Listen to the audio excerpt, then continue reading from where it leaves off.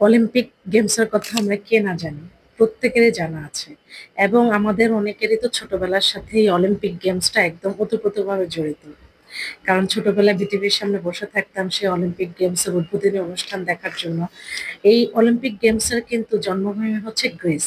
আর এই গ্রিসে শুধুমাত্র অলিম্পিকের জন্যই বিখ্যাত না, আরো অনেক ঐতিহাসিক দর্শনীয় স্থান রয়েছে, এবং সেইগুলো দেখার জন্য আমাদের বাংলাদেশিরাও কিন্তু সুযোগ পাচ্ছেন। এখন গ্রিসের টুরিস্ট ভিসা কিন্তু আগের তুলনায় অনেক বেশি সহজ হয়ে গেছে।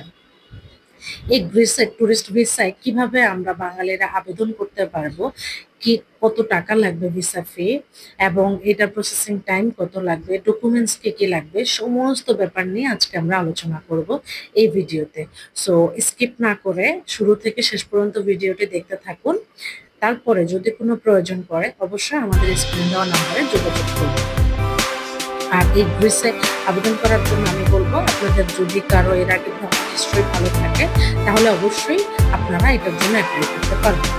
এখন গ্রিসে আবেদন করার জন্য ফার্স্টে যেটা আমাদের প্রয়োজন হবে সেটা হচ্ছে আমাদের একটা পাসপোর্ট 6 মাসের অন্তত ভ্যালিডিটি থাকতে হবে। আচ্ছা, তাহলে পাসপোর্টের আমাদের হলো, এরপর আমাদের একটা ছবি প্রয়োজন হবে।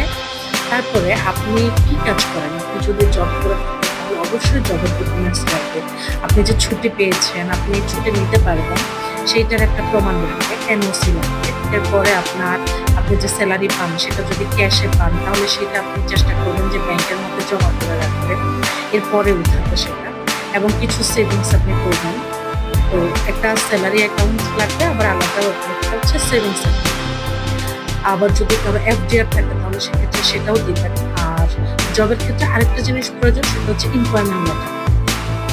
তাহলে এটা গেল আমাদের জবের ডকুমেন্টস। এরপরে আমাদের যে প্রয়োজন হচ্ছে ডকুমেন্টস গুলো, সেগুলো হচ্ছে আপনার ম্যারেজ সার্টিফিকেট, আপনার বেবি থাকলে বেবি বার্থ সার্টিফিকেট লাগবে। আর ব্যাংক স্টেটমেন্ট গুলো অবশ্যই 6 মাসের অন্তত আপনার দিতে হবে, 6 মাস অবশ্যই দিতে হবে। এরপর আপনার ট্রাভেল ইন্স্যুরেন্সের প্রয়োজন আছে। আপনার যদি নিজের নামে কোনো অ্যাসেট থাকে তাহলে সেক্ষেত্রে অ্যাসেট ভ্যালুয়েশন দিবেন। ভুয়া না দিয়ে আপনার নিজের যেগুলো আছে সত্যি সত্যি সেগুলোই দিবেন।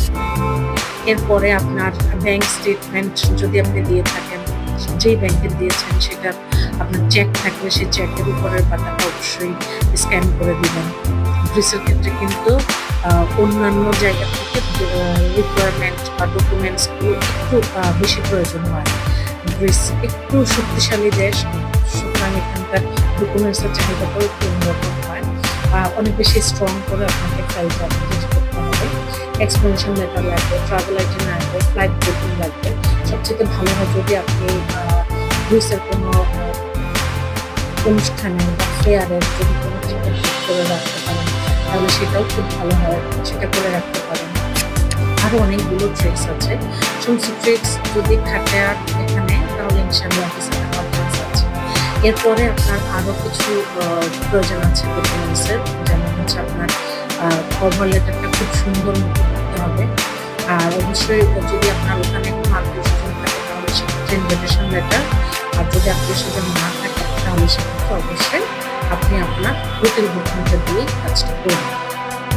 এইগুলো আমাদের ডকুমেন্টস। এরপরে হচ্ছে এবার সময় কেমন হয়, সময়টা 15 থেকে 16 দিনে লাগতে পারে, তবে সর্বোচ্চ 1 মাসের মতো সময় লাগে। এবং এই ক্ষেত্রে আমি আপনাদের একটা কথা বলবো যে গ্রিসের ক্ষেত্রে যখন আপনি অ্যাপ্লাই করবেন তখন অবশ্যই 6 মাসের পরে ঘুরতে যাবেন সেটার জন্য অ্যাপ্লাই করবেন।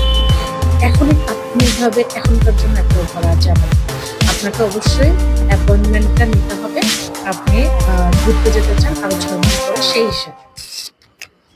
আর এরপর আপনি যখন কাগজপত্র গুছায় ফেলবেন, আপনার ফর্ম ফিল আপ করবেন, সবকিছু করার পরে আপনি ফাইনালি কাগজপত্রগুলো জমা দেওয়ার জন্য একটা অ্যাপয়েন্টমেন্ট ডেট ফিক্স করবেন। এরপরে অ্যাপয়েন্টমেন্ট ডেট অনুযায়ী সেদিন গিয়ে আপনার কাগজপত্র জমা দিবেন, আপনার বায়োমেট্রিক দিবেন। আর এখনকার ফি হচ্ছে 90 ইউরো করে। এখন প্রতি অ্যাপ্লিকেশনে আপনাকে 90 ইউরো করে জমা দিতে হবে, যেটা নন রিফান্ডেবল। সো এই হচ্ছে আমাদের টোটাল ব্যাপারটা। আপনার কি কি লাগবে। তারপরে আপনাদের যদি আরো কোনো প্রশ্ন থাকে এটার ব্যাপারে আরো বিস্তারিত জানতে চান তাহলে সেক্ষেত্রে আরো লং ভিডিও আমি ইনশাল্লাহ করব। আপনারা আমাকে জানাবেন যে আপনাদের আরো কোনো প্রশ্ন আছে কিনা, তাহলে অবশ্যই ইনশাল্লাহ আমরা আপনাদেরকে সহযোগিতা করব। ভিএস ইমিগ্রেশনের সাথেই থাকবেন। সবাই ভালো থাকবেন। আল্লাহ হাফেজ। আসসালামু আলাইকুম।